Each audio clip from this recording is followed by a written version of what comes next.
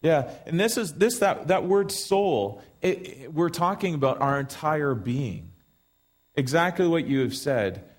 I am a father. I am a husband. I am a pastor. But most importantly in my life, I am a child of God. Right? And that is my identity. I am beautifully and wonderfully made. Yeah. All right. Yeah. You are beautifully and wonderfully made. There is nothing more you can do to reflect God's character, likeness. You directly reflect it. You are made in Christ's image and likeness. But then it's more than just saying that. It's identifying ourselves in that. Do you identify yourself as being made, handmade by God? That's a super amazing part of it. Loving God with all your soul means allowing God to define who and what you are. Next, Jesus adds a word that originally wasn't in the Shema. He says to love God with all your mind. The mind, an English word translated several Greek or Hebrew terms, is the center for all intellectual activity. It's the center for your intellectual activity. This is where we do all of our thinking and learning. Loving God with all of our mind implies that we are centering all of our education, everything about who we are, how we process information through a Jesus filter. We are processing everything through Christ. Learning and growing in our capacity to fathom His vastness, His mystery. Studying Him until it overwhelmed by His power, His love, His grace, His beauty. So that literally when we see God's creation, when we see God's science, when we see things around us, we see Him through it. His hand, His handiwork. And then Jesus says to love God with all your strength. Strength here has nothing to do with looking like Ellery or Royce. These big boys, nice muscles. Oh, we're not talking about just that, which I'm thankful for because I'm never going to be as strong as those bulls. It's all about, it signifies your energy output, your work, your job, whatever it is that you put effort into. Paul eloquently explains this in Colossians 3:23. He says, in all the work you are doing, work the best you can. Work as if you were doing it for the Lord, not for people. Now, you may have a job which is not necessarily your heart and your soul or anything that you ever really wanted to do, but you could still do it for Christ. I was a janitor for 2 years, a janitor in a high school where kids thought it was funny to do nasty things in the bathroom. It was just gross. And I had a boss that really wanted to be able to eat off of my toilets. It was wrong. Just wrong. But I got to tell you, when I cleaned my bathrooms, I would stand back and be like, yeah, that's my toilet. I own that toilet, right? And then I wouldn't want any youth to go back in again, right? But literally, you could do any job with God in heart. You're working, you're striving for Him, you're working, you're doing it diligently, knowing that Jesus is in heaven. Remember when Paul wrote this to Colossians? Who was he writing this to? Anybody remember when Paul's writing to the Colossians? Who is he writing this very specifically to, right before this passage? Was it to rich landowners? It was to slaves. He's literally saying, slaves, as people are being brutal on you, be good to your masters in all your work, not even when they're looking, but when they're not looking as well.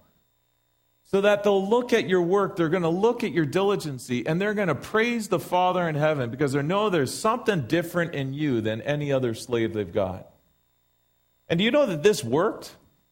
This literally worked. This changed the whole Roman Empire.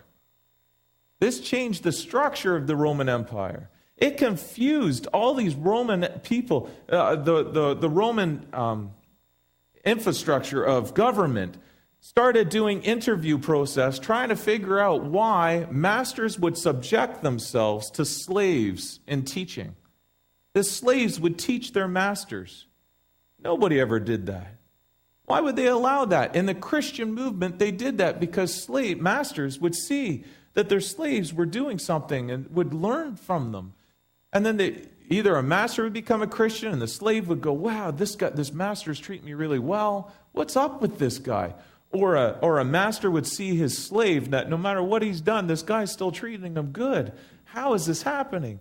And it literally, by the 300s, the Christian movement was in the millions, and started spreading across the globe.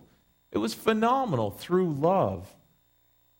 Loving people is the visible manifestation of loving God. I think that is so important for us to understand, that loving people is the visible manifestation of loving God. People will know if Jesus really means something to you if they can see it in your life, if they can feel it through your hands.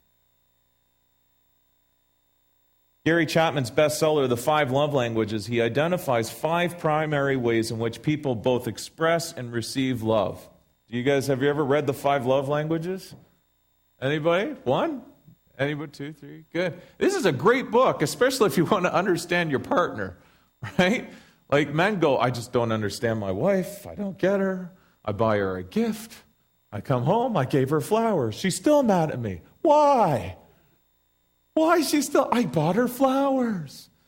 Well, that's not her love language. It's not gifts. Mine's gifts. Feel free. No, I'm just joking. Actually, it's words of affirmation, right? For many people, gifts mean nothing. It's words of affirmation.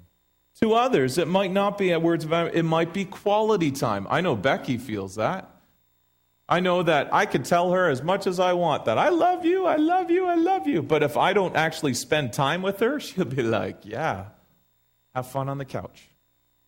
Right? Enjoy it. Actually, I have a nice spare bed now, so it's good. Just joking. But the 5 love languages, he identifies them. So words of affirmation, quality time, acts of service, physical touch, and gifts. We could certainly use our words to express our love for God through prayer or singing. We can even spend quality time with God through devotions or Bible reading. But how do we perform acts of service for God without serving another person? How do you give a gift to God without giving to another human being? How do we physically touch God without touching people? You can't. But when we serve and touch and give gifts to people, we're nonetheless doing it for God. Jesus said, Matthew 25:40, I tell you the truth, anything you did for even the least of my people here, you also did for me. When he's literally separating the sheep from the goats, getting into heaven, he says, what you did for the least of these people, you did for me. But when did I see you naked and walk past you? When did I see you hungry and not fed you? When we see people. I love how we responded to Haiti. I love that we just didn't respond to Haiti. I love that we were a part of Haiti before the earthquake. I love that we are, in our extension of our ministry, are touching hundreds of orphan kids in Haiti for the last, I don't know how many years beforehand.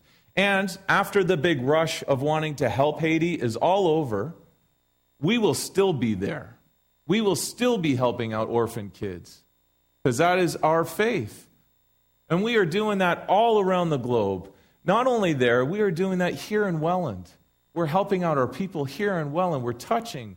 We're providing rent sometimes. Your income, your tithing can help a family not lose their apartment. Isn't that amazing?